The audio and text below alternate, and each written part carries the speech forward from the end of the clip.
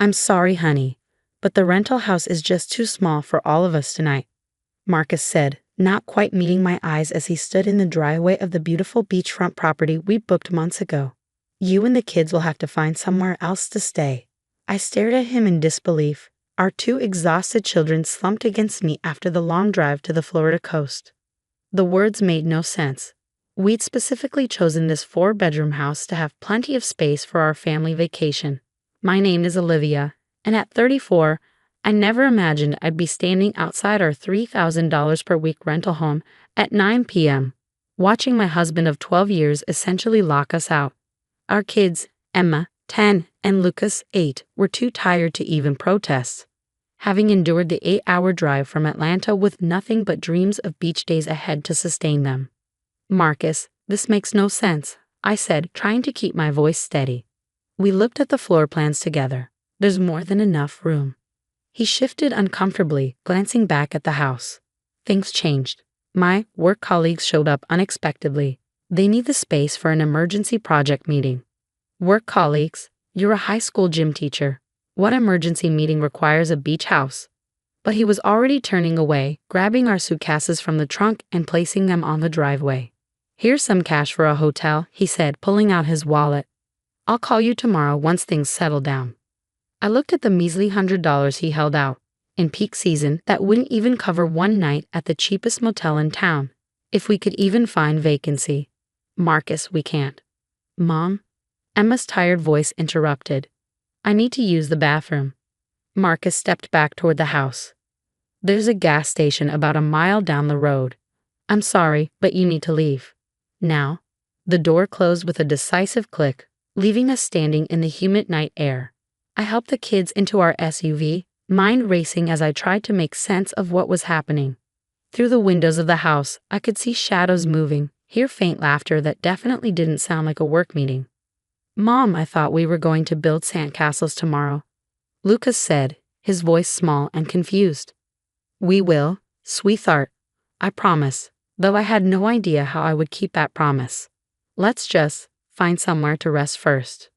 The nearest hotel wanted $400 for their last available room. The next one was fully booked. The third didn't answer their phone. After an hour of desperate calls, I pulled into a beachfront parking lot, trying to figure out our next move. That's when I saw her, a woman walking along the moonlit beach, holding the hand of a little girl who looked around Emma's age. Something about her seemed familiar, though I couldn't place why. They headed toward our rental house, the same one my husband had just barred us from entering. I watched, stomach churning, as they walked right up to the front door. It opened immediately, spilling warm light onto the path. And there stood Marcus, greeting them with the kind of embrace that told me everything I needed to know about his work meeting. Mom, Emma's voice came from the back seat, more alert now. Isn't that Dad's friend Melissa? The one from his phone? My blood ran cold. Melissa. The name I'd seen pop up on his phone too many times over the past year, always dismissed with excuses about parent-teacher conferences or school events. Now here she was, walking into our vacation rental with her daughter while we sat in a parking lot with nowhere to go. I gripped the steering wheel until my knuckles turned white, tears threatening to fall. But I couldn't cry, not now, not in front of the kids. They needed me to be strong, to figure this out. I reached for my phone, scrolling through contacts until I found the one person who might be able to help. Olivia? My sister Kate's voice was groggy with sleep. What's wrong?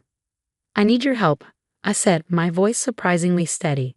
And I need you to help me access Marcus's email. Remember when you helped set up his accounts last Christmas? Please tell me you still have those passwords. There was a pause, then the sound of typing. Give me 5 minutes, Kate said, fully awake now. And Olivia? Whatever he did, we're going to make it right. I ended the call and looked back at our rental house. Through the window, I could see Marcus, Melissa, and her daughter settling in for a cozy evening in the home I'd spent months saving for, planning every detail of what should have been our perfect family vacation. What Marcus didn't know was that I'd been quietly preparing for something like this. Not this exact scenario. I never imagined he'd be cruel enough to make his own children sleep in a car.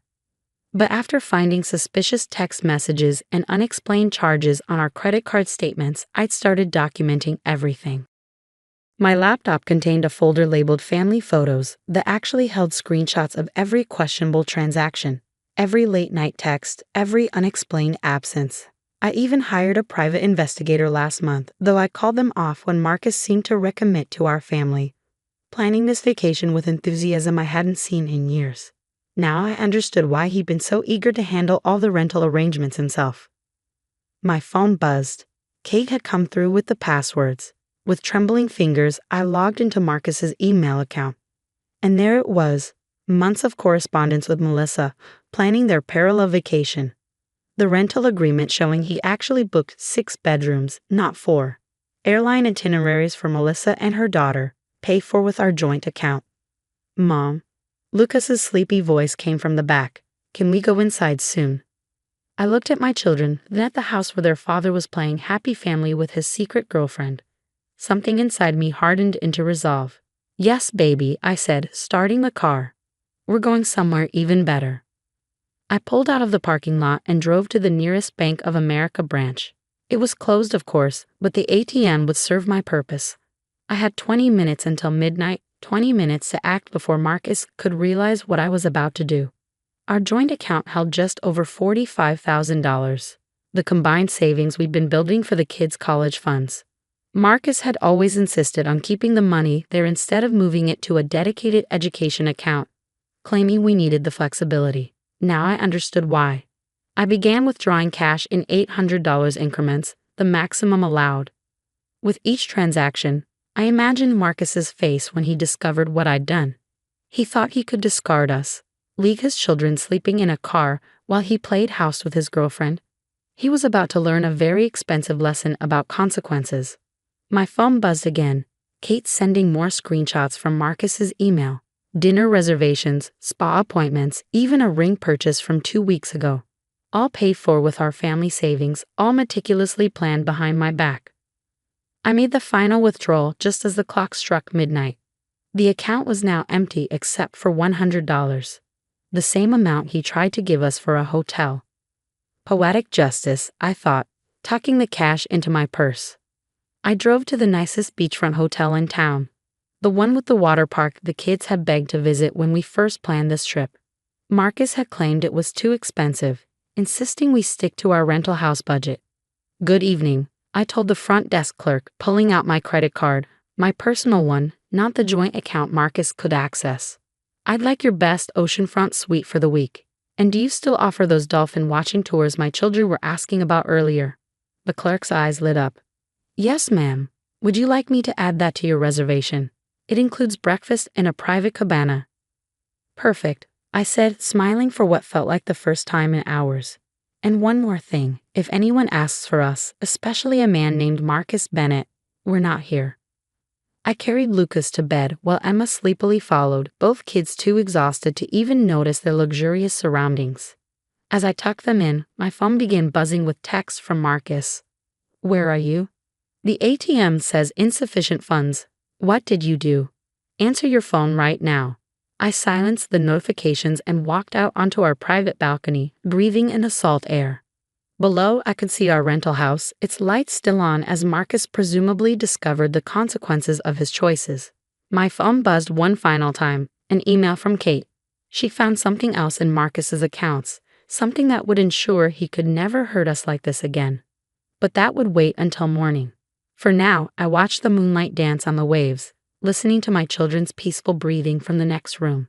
Tomorrow would bring chaos, confrontation, and change. But tonight we were safe, comfortable, and far from the man who thought he could discard us so easily. I smiled, thinking of the dolphin tour tickets tucked safely in my purse.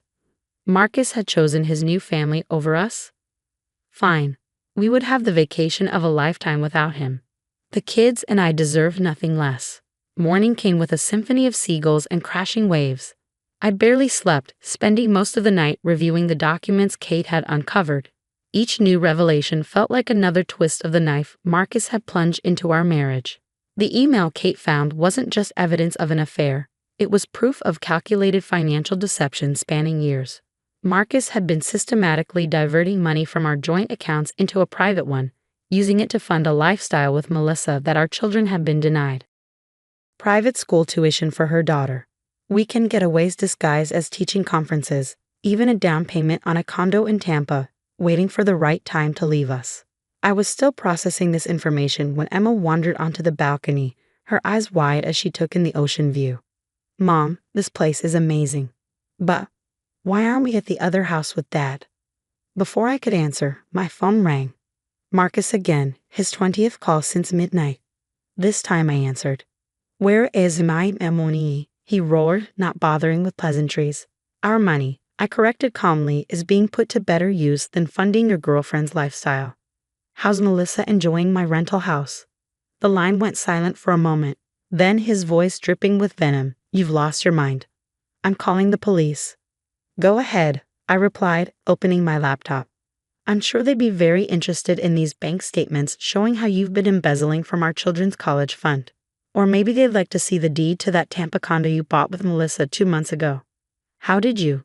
Did you really think Kate wouldn't keep those passwords when she set up your accounts? The same Kate who works in digital forensics. Lucas appeared in the doorway, rubbing his eyes. Mom, can we get breakfast? Of course, sweetie, I said, then back to Marcus. I have to go. Our kids are hungry. You remember them, right? The ones you made sleep in a car last night. Olivia, wait. I ended the call and took the kids down to the hotel's breakfast buffet. They were delighted by the chocolate chip pancakes and ocean view, their excitement almost making me forget the nightmare of last night. Almost.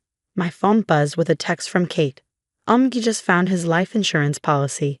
Guess who he changed the beneficiary to last month?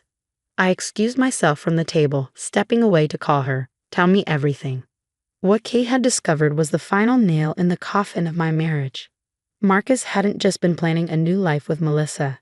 He'd been systematically erasing us from his old one. The life insurance policy was just the beginning. He's been moving money around for months, Kate explained. Setting up accounts in her name, changing beneficiaries, even putting her daughter as a dependent on his teaching insurance. But here's where he messed up. He used our family email domain for everything. The same domain I helped set up and still technically administer.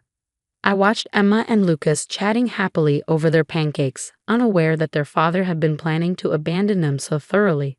Send me everything, I said. And Kate? Thank you. Don't thank me yet, she replied. There's more. Remember that private investigator you hired and called off? I found his report in your cloud storage. You might want to see what he discovered about Melissa's background. After breakfast, I settled the kids in the hotel's children's program, a full day of supervised beach activities and crafts. Then I retreated to our suite to read the PI's report. Melissa, it turned out, had quite a history. 3 previous marriages, each ending when she drained her husband's accounts and disappeared. Her daughter? A prop, borrowed from her sister to make her stories more convincing. The real kicker? Her name wasn't even Melissa. My hands were shaking as I compiled everything into a single document. The fraud, the theft, the false identity. Just as I finished, a commotion erupted in the hotel hallway. You can't stop me from seeing my kids, Marcus's voice boomed. I'm their father.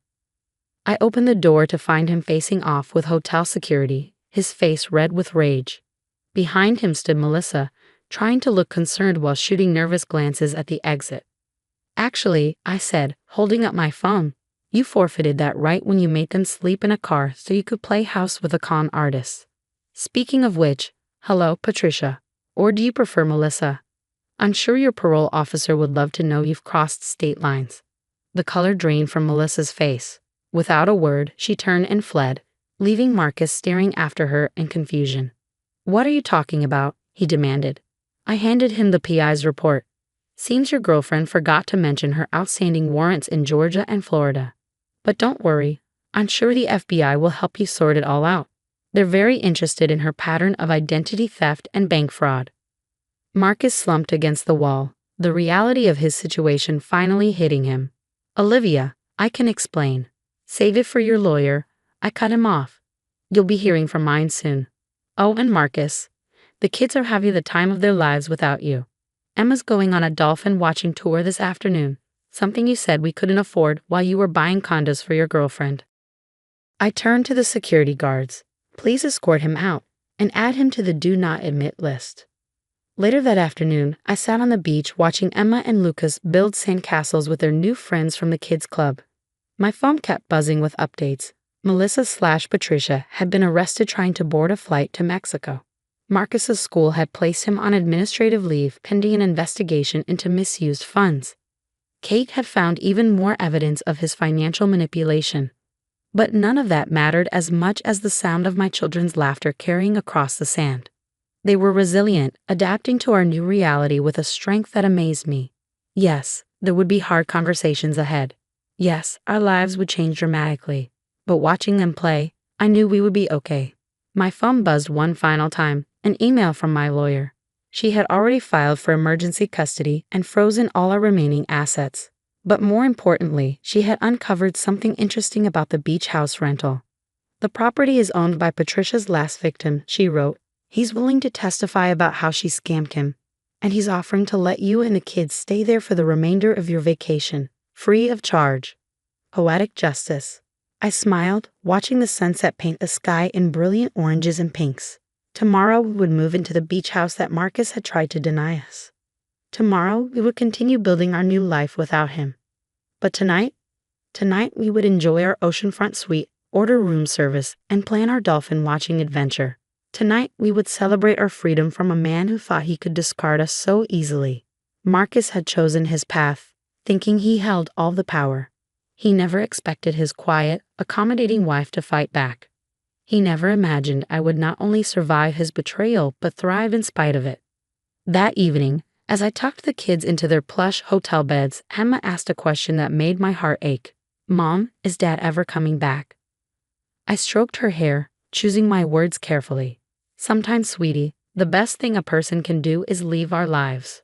Your father made choices that hurt us, but we're going to be okay. Better than okay. Because we have each other. Lucas chimed in. Exactly, I smiled. And because we're stronger than he ever knew. After they fell asleep, I stood on the balcony again, watching the moonlight dance on the waves. The beach house that was meant to be the site of our family's destruction would instead become the launching point for our new beginning. Marcus had wanted to throw us away, but he'd only succeeded in setting us free. And as I listened to the rhythm of the ocean and my children's peaceful breathing, I knew with absolute certainty that we had already won. The vacation he tried to steal from us, it was just the beginning of our greatest adventure, a life without his lies, manipulation, and betrayal. A life where my children would learn that they deserved better than what their father had tried to give them. A life that was finally and completely our own.